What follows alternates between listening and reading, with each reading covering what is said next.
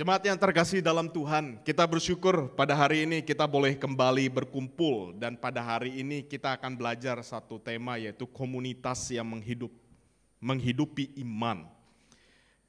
Dalam Yakobus 2 ayat 14 hingga ayat 26 yang sudah kita baca bersama tadi. Kenapa kita perlu melihat komunitas kita sebagai komunitas yang menghidupi iman di era sekarang? Kita masuk di dalam era post-modern di mana individual itu sangat amat ditekankan di tengah-tengah kehidupan kita. Seseorang itu nggak peduli satu dengan lain, sulit sekali seseorang itu berinteraksi satu dengan yang lain. Individualisme yang hadir di tengah kehidupan kita membuat komunitas itu begitu sulit, Bapak Ibu. Bahkan bukan hanya komunitas itu begitu sulit, orang susah berelasi satu dengan yang lain. Bahkan ada dikotomi yang terjadi di dalam kehidupan pada saat ini, yaitu antara spirituality dengan kehidupan reality pada saat ini. Itu sesuatu yang menakutkan di dalam kehidupan kita. Ketika orang berpikir, ya penting hati saya, hidup saya I don't care anything. Yang penting diri saya, relation between me and God. Sudah cukup, Bapak Ibu. Orang gak mau peduli terhadap segala sesuatu. Orang hanya peduli apa? Dirinya. Yang penting dirinya dengan Tuhan. Dia gak peduli dirinya dengan sesama. Hal-hal yang demikian ini membawa kita untuk merenungkan kembali apa namanya komunitas yang menghidupi iman. Dan sebenarnya Bapak Ibu Saudara-saudari, kalau kita lihat secara detail apa kata kitab suci tentang iman, iman itu adalah merupakan ekspresi yang dikaitkan relasi antara Tritunggal, Bapak Ibu. Pribadi-pribadi di Allah Tritunggal, Father, Son, and Holy Spirit itu saling berinteraksi, relasi dan menganugerahkan itu semua dalam hidup kita.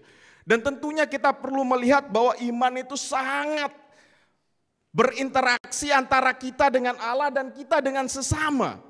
Kita nggak bisa melepaskan iman itu dalam konteks berelasi, konteks di dalam berkomunitas, Bapak Ibu.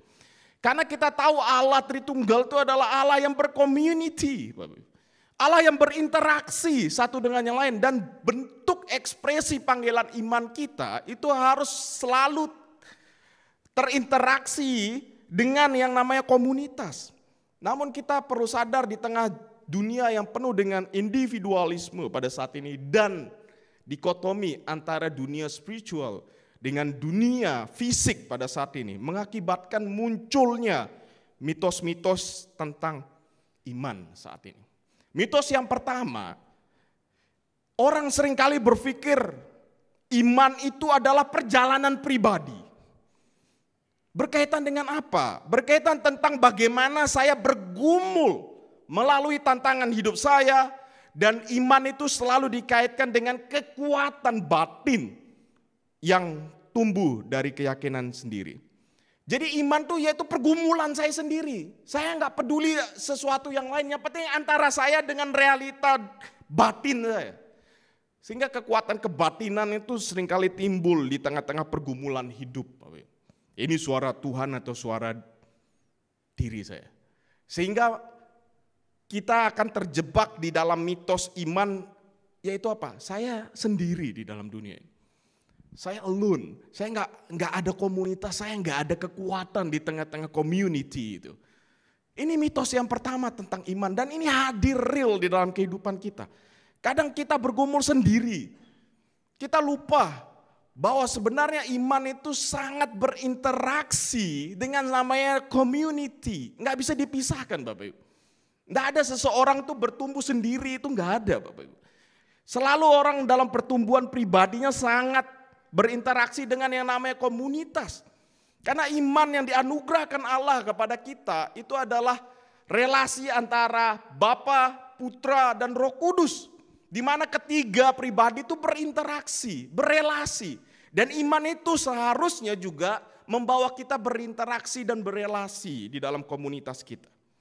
Dan yang kedua, mitos yang seringkali muncul dalam hidup kita, Bapak Ibu. Iman itu selalu dikaitkan dengan intelektual. Iman itu yang penting apa? Knowledge. Iman itu yang penting apa? Pemahaman saya.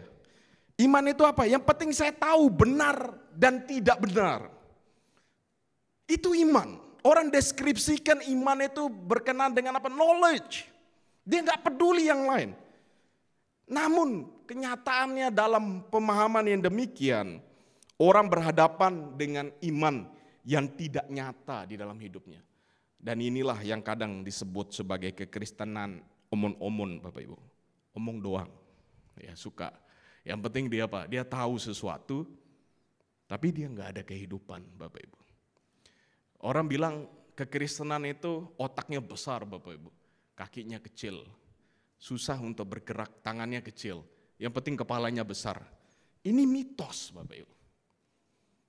Ini mitos tentang iman, tapi bukan kebenaran tentang iman.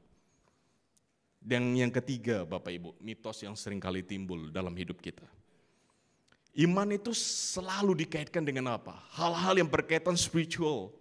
Kalau saya baca Alkitab, itu berarti saya sedang menumbuhkan iman saya. Kalau saya sedang berdoa, berarti itu sangat berkaitan dengan iman saya. Kalau saya datang ke gereja, itu kaitannya dengan iman saya. Namun bagaimana dengan saya berinteraksi di dunia kerja saya? Bagaimana saya berinteraksi di dalam bisnis saya? Bagaimana saya berinteraksi antara saya dengan pasangan saya? Bagaimana saya berinteraksi dengan saya dan anak-anak saya? Dia nggak peduli. Karena iman itu selalu bicara apa? Ya penting saya ke gereja, saya ibadah, saya baca Alkitab, saya berdoa. Saya memuji kebesaran Tuhan.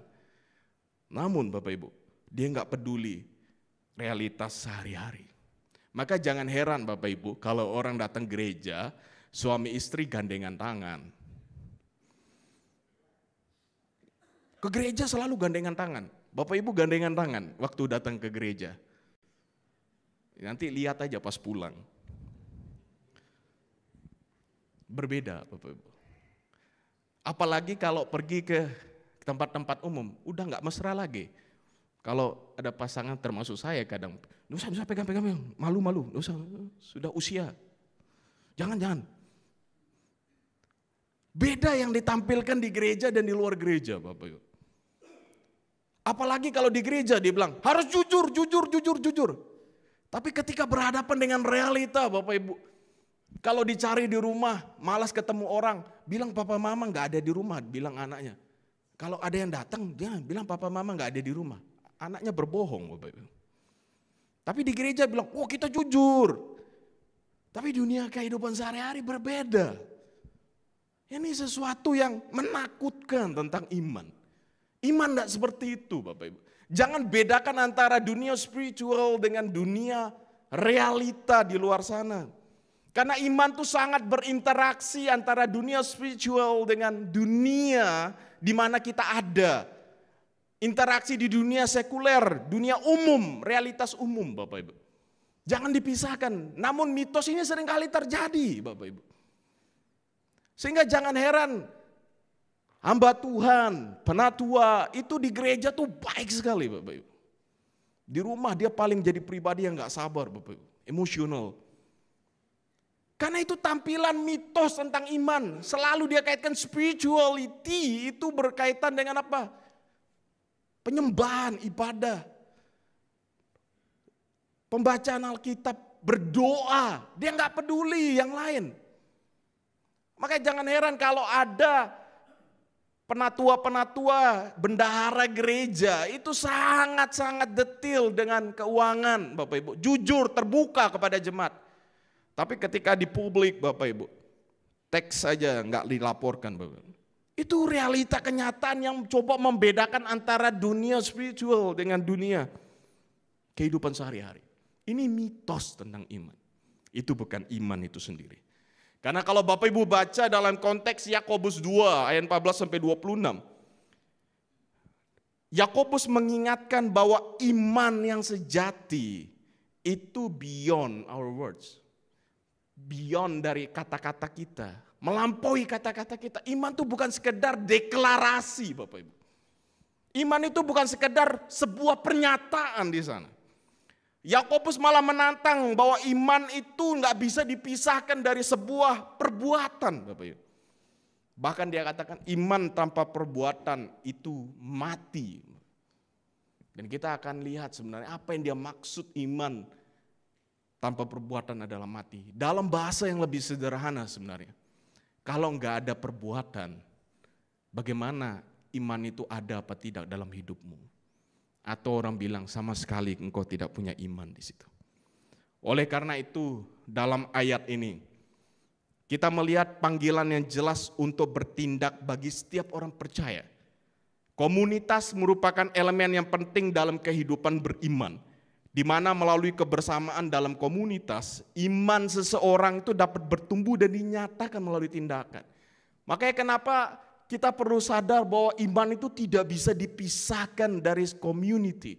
Karena di dalam community lah iman itu menjadi nyata, Bapak Ibu. Iman itu menjadi sebuah ekspresi yang real dalam hidup kita. Karena iman itu selalu kaitannya dengan relation, di mana kita dengan Allah, kita dengan sesama. Kalau dilepaskan kita dari komunitas itu, iman itu tidak menjadi real, dikatakan oleh Yakobus di sana. Karena iman itu sangat berelasi satu dengan yang lain. Antara kita dengan Allah, kita dengan sesama. Dan itu juga yang ditunjukkan oleh Bapa, Putra, dan Roh Kudus, Bapak Ibu. Di dalam keberadaan mereka. Yang berelasi, berinteraksi satu dengan yang lain. Dan ekspresi keyakinan kita tentang mereka. Itu harusnya ada di dalam kehidupan kita bersama. Oleh karena itu, Yakobus mengingatkan kita, apa gunanya saudara-saudara?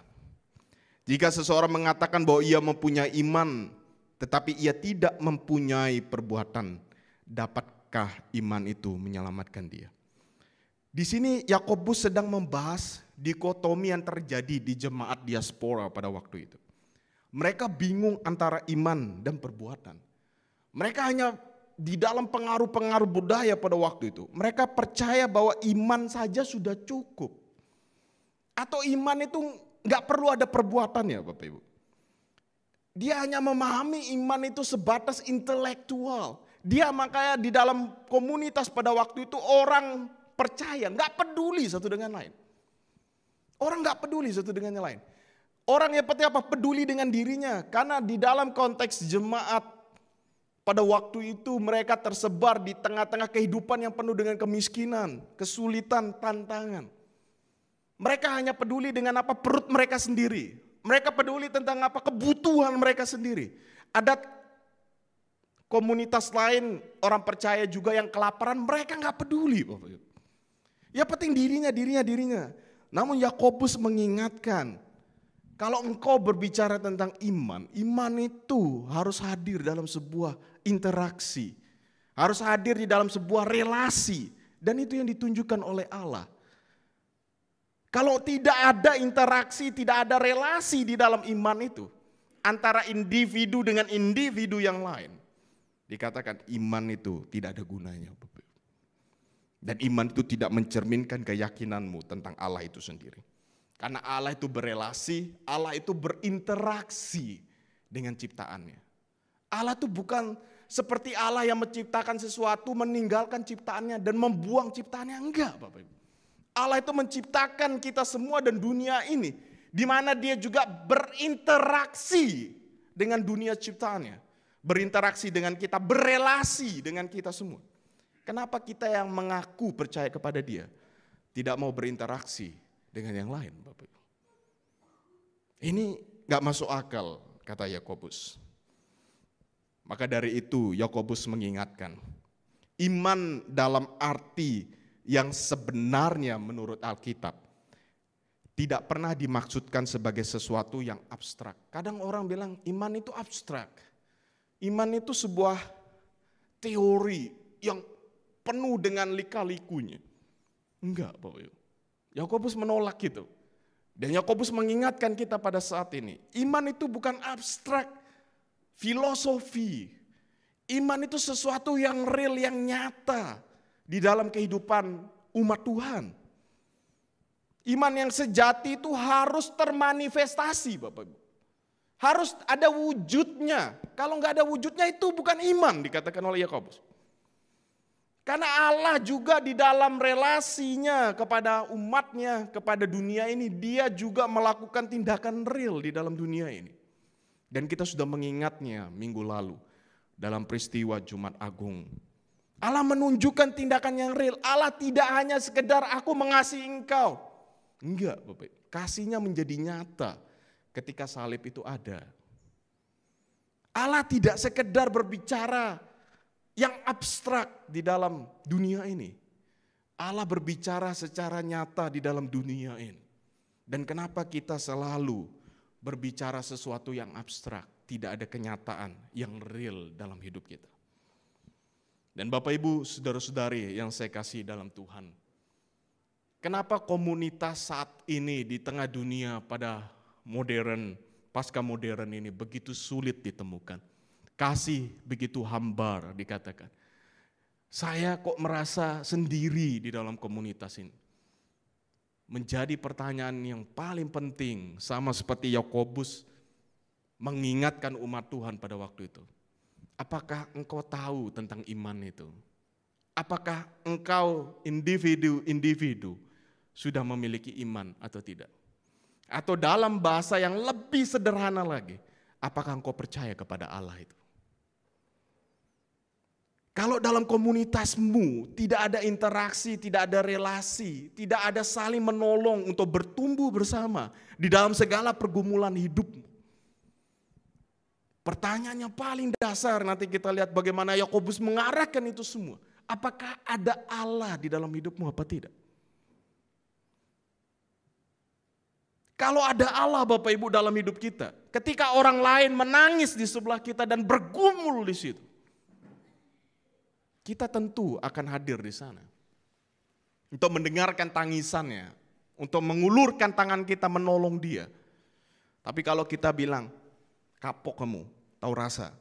Bapak Ibu pertanyaannya, apakah ada Allah dalam hidupmu apa tidak? Itu yang ingin diungkapkan Yakobus di sini. Maka dari itu Yakobus melanjutkan dalam gambaran ilustrasi yang sederhana. Kalau kita lihat dalam ayat 15-16. Dia gambarkan bahwa seorang saudara-saudari membutuhkan makanan atau pakaian, tetapi hanya menerima kata-kata baik tanpa bantuan nyata itu gak masuk akal bagi dia. Dia gambarkan kalau ada saudara-saudari kita yang butuh makanan, butuh pakaian, lagi bergumul, lagi kelaparan. Kita datang kepada dia, kita bilang orang yang lapar itu, gak usah lapar lagi dah. Kenyangkan perutmu. Apakah menolong dia sedang lapar? Enggak Bapak Ibu. Kalau orang yang sedang lapar dia gak bisa beli makanan, kita datang apa? Udah, ini kamu lapar nih karena masalah pikiran aja, lupakan aja apa yang kamu rasakan saat ini. Pikirkan kamu kenyang, kenyang gak dia? Enggak. Di sini Yakobus sedang menggambarkan sebuah logika sederhana. Kalau ada teman yang kelaparan, saudara-saudaramu yang kelaparan, engkau gak bisa datang ke dia cuma ngomong, sudah jangan lapar lagi. Gak bisa Bapak Ibu. Kalau engkau mau tolong dia yang sedang kelaparan, datang bawa makanan, tolong dia. Itu kata Yakobus. Ada orang yang gak punya pakaian di situ. Dia sedang kedinginan di dalam segala lika-liku kehidupannya. Apalagi sekarang kan sudah masuk musim-musim dingin Bapak Ibu. Ada mungkin saudara-saudari kita yang kedinginan Bapak Ibu, karena gak punya pakaian. Gak bisa bilang apa, udah jangan dipikirkan, pakai seadanya. Gak nolong dia juga Bapak Ibu. Yakobus ingin katakan apa, kalau ada yang kelaparan, ada yang gak punya pakaian, datang tolong dia. Berikan makanan, berikan pakaian. Itu bentuk engkau mengenal Allah itu dalam hidupmu. Kenapa dia katakan begitu? Karena dulu engkau juga di dalam pergumulanmu Allah menolong engkau. Kenapa engkau di dalam pertolongan Allah itu tidak menolong sesama? Berarti kata Yakobus, engkau tidak pernah mengenal Allah itu. Itu logika yang sederhana yang coba dibangun Yakobus di situ. Oleh karena itu Bapak Ibu, dia katakan bahwa respon seperti itu tidak berguna bagi dia. Kalau hanya berkata-kata saja tanpa tindakan, itu tidak akan menolong penderitaan orang lain. Demikian pula dia katakan iman tanpa perbuatan tidak berdaya menunjukkan adanya perubahan sejati dalam diri seseorang. Karena iman itu berkaitan relasi, iman itu juga berkaitan dengan transformasi, Bapak Ibu. Kita ini selalu akan mementingkan diri kita sampai kapanpun, Bapak Ibu. Karena dari kejatuhan Adam dan Hawa itu menunjukkan bagaimana mereka sangat menekankan diri mereka. Sangat menekankan diri mereka. Dan di dalam perjalanan kitab suci, Bapak Ibu melihat tokoh-tokoh itu selalu menekankan diri dan mereka bergumul tentang itu. Jangan heran orang itu bergumul tentang dirinya sendiri. Karena itulah kenyataan manusia yang rusak oleh dosa itu, Bapak Ibu. Dia akan berfokus kepada dirinya. Kalau Bapak Ibu dikasih uang lebih pada saat ini, Bapak Ibu, disuruh menyenangkan pasangan atau diri Bapak Ibu, yang Bapak Ibu pikirkan pasti diri sendiri lebih dulu, bukan pasangan. Saya nggak tahu tipe Bapak Ibu sukanya masing-masing. Kalau ada berkat lebih, itu selalu yang dilihat dirinya pasti duluan. Kira-kira ini saya dapat berkat lebih. Kalau ada laki-laki yang suka gadget, dia pikirin gadget baru nih. Oh kira-kira ini spare uang saya nih. Yang duluan dia pikirin otomatis dirinya Bapak Ibu. Bukan pasangannya. Kalau Bapak Ibu nggak percaya, Bapak Ibu coba di dalam situasi yang sulit, otomatis orang itu akan menyelamatkan diri dari orang lain. Saya ingat waktu saya masih SMA Bapak Ibu, waduh punya pacar tapi bukan pacar yang sekarang sudah jadi istri. Oh, punya pacar ini Bapak Ibu. Senang pacaran SMA. Pacar, mainlah ke rumah hantu suatu saat Bapak Ibu. Kita masuk ke sana, saya pede. Saya dulu SMA sudah nge-gym, badan saya besar gini, saya nggak takut waktu itu. Masuk ke rumah hantu Bapak Ibu. Dikagetkan pertama kali. Yang saya lakukan apa Bapak? Kabur, saya tinggal pacar saya. Padahal yang paling takut di awal itu pacar saya. Saya lebih berani, nggak usah takut, saya bilang, tenang, ini cuma bohongan. Tiba-tiba jatuh boneka satu, saya kabur tinggal dia Bapak. Apa itu natur secara alam bawah sadar manusia itu Bapak Ibu, selalu akan dirinya Bapak. Dirinya. Dia nggak peduli orang lain. Itu pada dasarnya manusia yang rusak itu Bapak. Kalau saya tanya Bapak Ibu sama-sama kelaparan, pasangan ini sama-sama lapar. Makanan datang duluan, pasti laki-laki lebih dulu makan itu, nggak tahan dia. Dia nggak peduli pasangannya kelaparan apa enggak, yang penting dirinya kenyang dulu Bapak. Itu begitu Bapak Ibu. Orang gak peduli orang lain, itu pada naturnya manusia yang rusak tuh seperti itu. Tapi dikatakan oleh Yakobus sebenarnya, orang yang percaya kepada Allah, itu tentu iman itu akan mentransformasi dirinya. Dia tidak hanya berbicara dirinya aku, dan aku, tapi dia peduli terhadap orang lain. Karena hidupnya itu ditransformasi oleh relasi dengan Allah itu. Kasih Allah itu mengubah dia. Tidak lagi dia bersifat dirinya, tapi dia peduli terhadap orang lain. Dia peduli terhadap sesamanya. Dia peduli terhadap komunitas yang ada.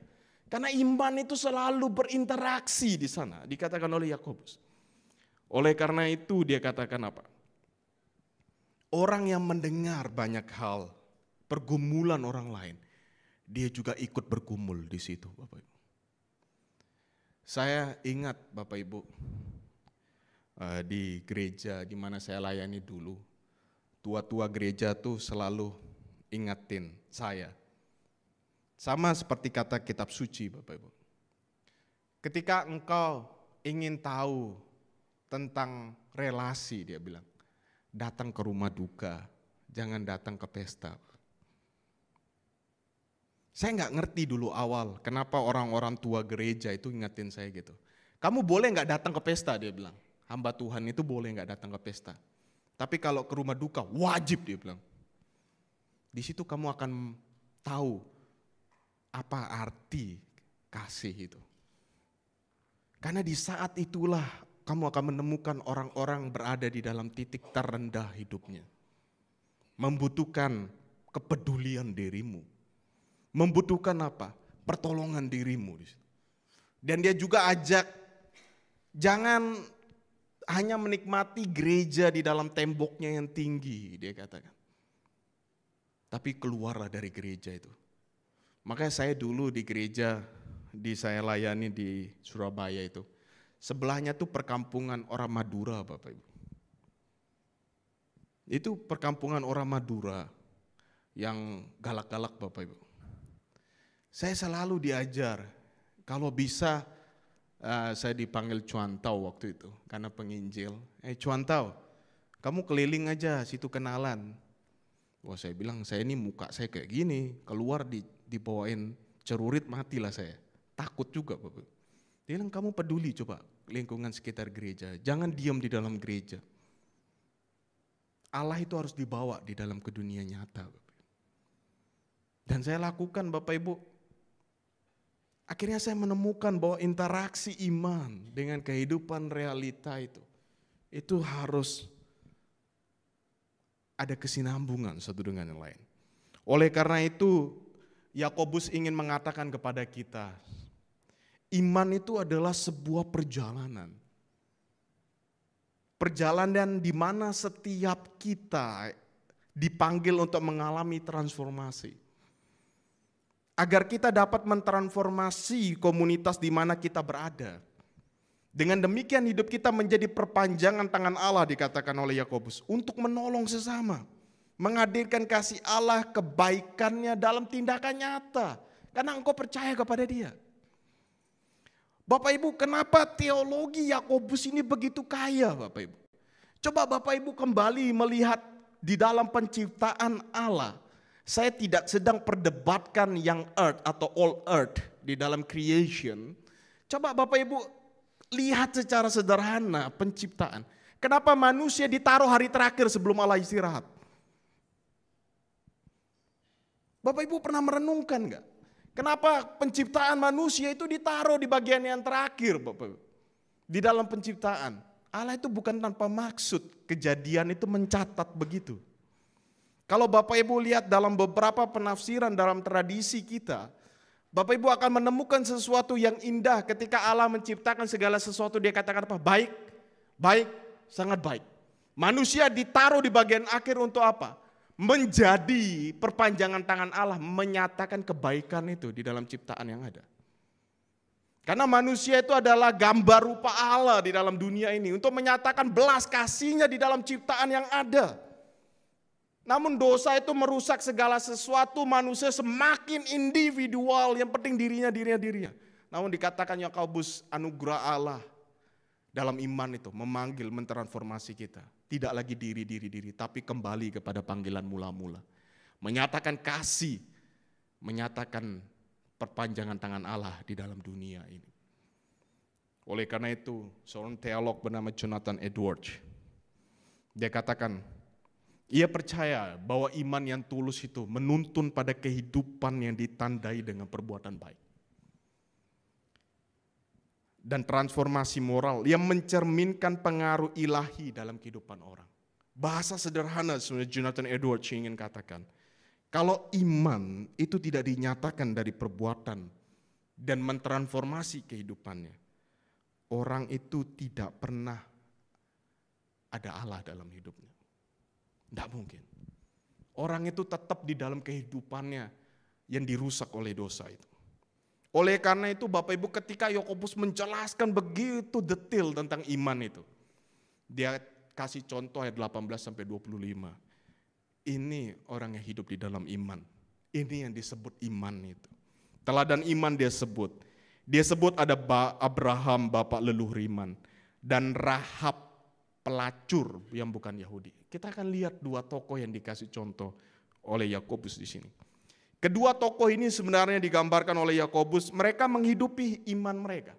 Mereka percaya kepada Allah, Allah hadir dalam hidupnya yang mengubah mereka tidak lagi mementingkan diri, tapi mementingkan dunia di mana Allah berikan di tengah-tengah hidup mereka. Dikatakan Abraham mempersembahkan putranya, Rahab mempertaruhkan nyawanya, melindungi mata-mata Israel. Ini menarik Bapak Ibu. Karena pada dasarnya manusia itu akan kembali dirinya. Namun di dalam anugerah Allah, relasi antara Bapa, Putra, Roh Kudus itu mentransformasi hidup kita. Tidak lagi kepada kita, tapi kepada komunitas. Kita lihat Abraham Bapak.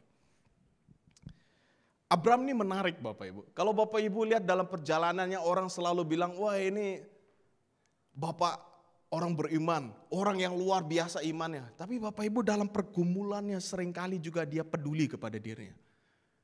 Dia selalu berfokus kepada dirinya. Ketika di Mesir Bapak Ibu dia ditanya itu soal Sarah istrinya. Dia selalu apa? Menyatakan sesuatu yang walaupun dia tidak berbohong sepenuhnya Bapak Ibu. Tidak berbohong sepenuhnya. Tapi dia tidak menyatakan kebenaran seutuhnya. Soal status istrinya Sarah. Itu gunanya apa? Untuk dirinya sebenarnya. Tapi Allah dalam anugerahnya itu mengubah dia di dalam imannya. Bukan karena dia itu orang yang sempurna. Enggak Bapak. Dia orang yang cacat sama kayak kita. Tapi Allah dengan anugerahnya mentransformasi dia. Sehingga dia dikatakan Bapak orang beriman. Di kisah Abraham dikatakan oleh Yakobus. Abraham itu bersedia mengorbankan Ishak. Menunjukkan di mana dia percaya kepada Allah. Dan tidak bersifat intelektual atau emosional Bapak Ibu. Enggak. Bapak Ibu bayangkan. Di mana dia beriman kepada Allah, imannya itu menjadi aktif di dalam ketaatan obedience-nya kepada Tuhan. Dan ketika dia diberikan anak dalam pergumulan, Bapak Ibu bisa bayangin enggak kenapa dikatakan iman tuh seperti ini. Abraham itu bergumul Bapak Ibu soal anak. Kalau Bapak Ibu kembali dalam kisah Kejadian, dia bergumul sekian lama ingin punya anak Bapak Ibu. Tuhan sudah berikan anak. Tiba-tiba Tuhan minta apa? Korbankan anak itu. Masuk akal enggak Bapak Ibu? Kalau jadi Abraham, mungkin dalam pergumulan imannya dia berkata, Allah ini enggak waras. Sudah berdoa, Tuhan jawab, Tuhan kasih Bapak Ibu. Tiba-tiba Tuhan bilang, korbanin anakmu. Enggak masuk akal dalam pikiran kita. Tapi dari situ Bapak Ibu, kita ditunjukkan sebenarnya, iman itu mengubah ego Abraham. Enggak peduli tentang dirinya lagi. Tapi dia peduli bagaimana relasinya dengan Allah dan dia bawa itu kepada komunitas dia berada. Dia taat, dia mau korbankan anaknya satu-satunya Bapak. Dan itu cerminan minggu lalu di mana kita rayakan bersama. Allah juga tidak sekedar menjelaskan kasih itu relasinya dengan kita abstrak. Dia berikan putranya yang tunggal di kayu salib itu untuk kita semua. Iman bukan sekedar percaya pada janji-janji Allah. Kadang kita bilang iman itu ya penting apa? Believe. Percaya kepada janji Allah. Enggak. Iman itu ketundukan juga, bentuk ketaatan. Dan ada ekspresi tindakan. Juga iman itu berbicara apa? Komitmen untuk bertindak berdasarkan janji-janji Allah. Dan itu dinyatakan oleh Abraham. Dan yang kedua yang menarik dari contoh yang diberikan oleh Yakobus, Rahab Bapak Ibu. Rahab ini contoh yang menarik Bapak Ibu. Dia katakan apa? Rahab ini menunjukkan iman tidak hanya orang elit rohani Bapak. Kalau Abraham itu dibilang bapak leluhur Bapak. Ini contoh yang kedua dari Yakobus ini orang yang gak terpandang Bapak. Dan dikatakan apa? Perempuan sundal Bapak. Tindakan Rahab ini menolong pada waktu itu mata-mata menunjukkan bahwa latar belakang orang itu tidak mempengaruhi bagaimana Tuhan mengubah dia. Menyatakan iman dan menolong komunitas pada waktu itu.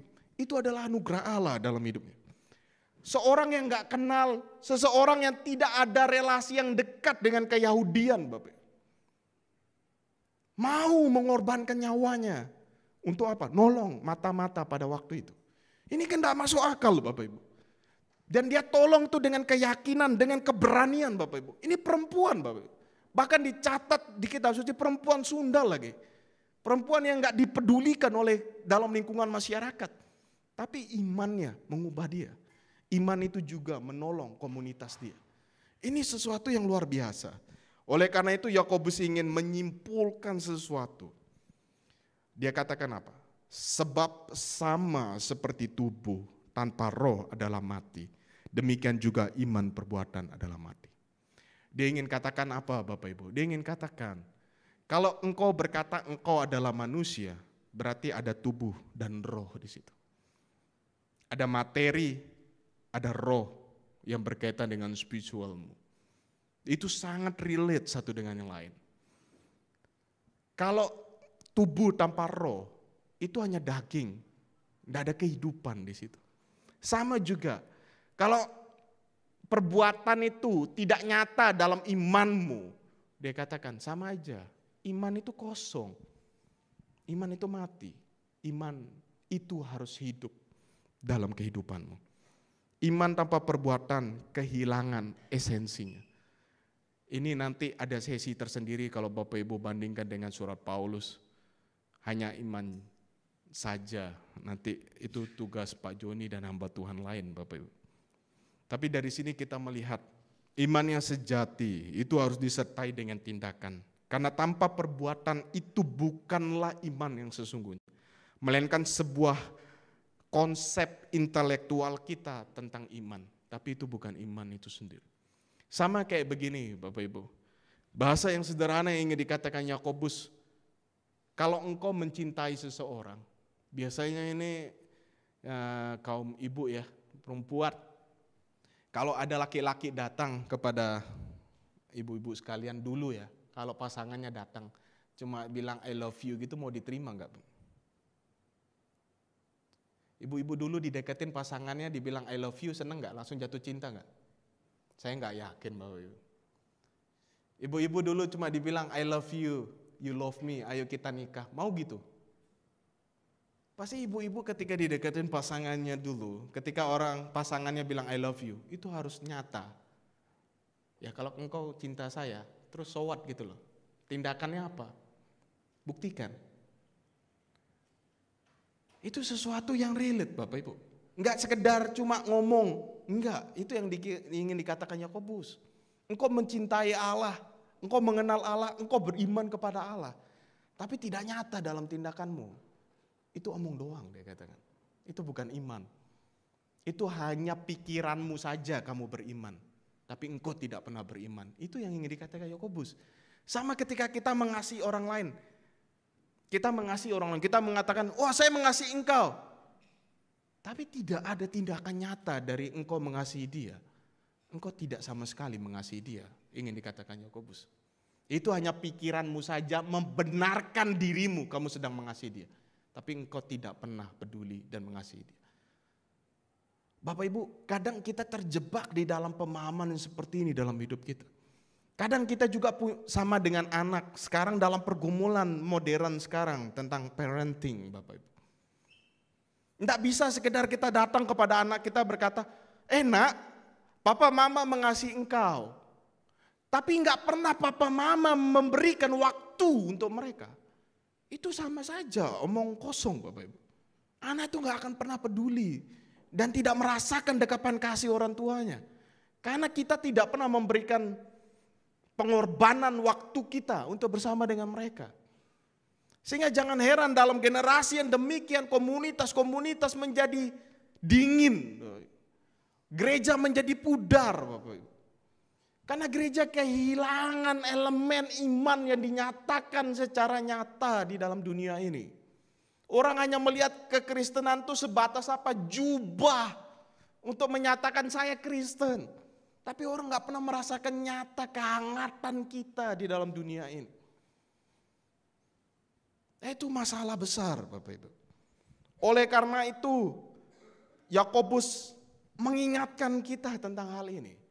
Dan dalam pemahaman reform, gereja itu dalam teologi reform ketika mendeskripsikan gereja adalah komunitas orang-orang kudus yang dikuduskan melalui Roh Kudus. Proses ini adalah secara alamiah mengarahkan ada tindakan nyata. Sehingga kenapa Bapak Ibu gereja-gereja itu harus nyata hidupnya di dalam dunia Bapak Ibu. Bukan sebagai sesuatu yang berbeda dari dunia. Kalau Bapak Ibu tahu dalam tradisi gereja dari dulu. Kalau Bapak Ibu pernah perhatikan kenapa gereja salibnya besar-besar Bapak Ibu. Bahkan di dalam tradisi kuno Bapak Ibu. Gereja itu harus dibangun di pusat kota Bapak Ibu. Dan salib itu harus gede-gede Bapak Ibu, supaya dilihat. Tapi kenapa saat ini kritik dunia terhadap gereja? Gereja itu hanya bangunan simbolis. Salibnya aja yang besar. orang-orangnya tidak menjadi berkat, Bapak Ibu. Orang-orangnya tidak mencerminkan Kristus yang benar di dalam tradisi gereja dari dulu. Bahwa iman itu direfleksikan di dalam dunia.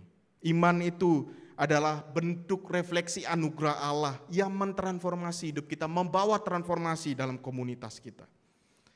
Dan sebagai sebuah komunitas, Bapak Ibu, kita harus berusaha mewujudkan Injil.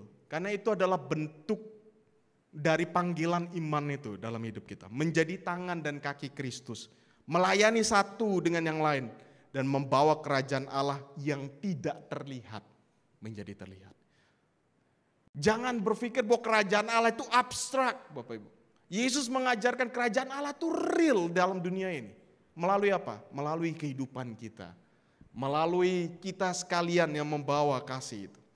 Dan pada akhirnya saya ingin katakan komunitas yang menghidupi iman adalah komunitas yang menyatukan iman dan tindakan. Di mana Injil itu tidak hanya diucapkan, Yesus mengasihi engkau, tidak. Tapi melalui tindakan kita, kita berkata, ini kasih Kristus yang dinyatakan dalam hidupmu. Dan marilah Bapak Ibu, jangan biarkan kedinginan yang ada di luar gereja membawa itu di dalam gereja. Kita sedang berada di dalam masa-masa yang mau memasuki winter. Jangan membawa kedinginnya yang ada di luar itu masuk ke dalam gedung gereja. Dan bawa lagi itu keluar di rumah kita, di dalam pekerjaan kita. Tapi bawalah hangatnya kasih Kristus yang besar itu. Untuk menjadi perpanjangan kasih-Mu di gereja ini, di luar gereja, di dalam rumahmu, di dalam pekerjaanmu. Sehingga ketika orang melihat engkau, dia melihat ada Allah yang hadir di dalam dunia yang kacau ini. Kiranya Tuhan memberkati kita sekalian, bangunlah Bapak Ibu, bangunkanlah komunitas tempat ini dengan kehangatan kasih Allah yang besar. Karena Allah telah memanggil kita tidak terpisah dari komunitas, berada dalam komunitas, bergumul dalam komunitas, menangis bersama, berlutut bersama.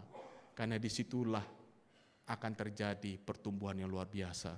Karena Allah menghendaki dalam kasih-Nya yang kekal bagi kita semua. Mari kita berdoa bersama.